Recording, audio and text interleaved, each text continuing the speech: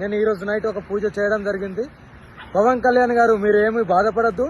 మీ కొడుకు మంచిగా ఆనందంగా మీతోని మళ్ళీ ఎలా అయితే మీరు ఘటన జరగక ముందు గడిపారో అలాగే మళ్ళీ చూస్తారు.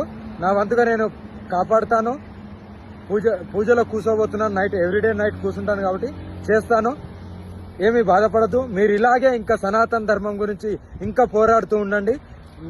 నేను ఎప్పుడు నా వంతుగా మీ కుటుంబానికి ఎప్పుడు వెళ్ళవేళలా మీ కుటుంబాన్ని కాపాడుతూ నా వంతుగా నేను పూజలు చేసి మిమ్మల్ని రక్షిస్తూ ఉంటాను. మిమ్మల్నే కాదు, ఎంతమంది సనాతన ధర్మం గురించి పోరాడినా సరే వాళ్ళందరికీ నేను ఎప్పుడు వెన్నంటుగా ఉంటాను. ఎందుకంటే ఇలాంటి ఘటన జరిగిన తర్వాత ప్రతి ఒక్కరూ స్పందించాలి. ఎందుకు స్పందించాలని అడుగుతున్నానంటే, అంత పోరాటం, అంత పాదయాత్ర, అంత ధర్మం గురించి పోరాడిన డిప్యూటీ సీఎం పవన్ కళ్యాణ్ గారికి వాళ్ళ కొడుక్కి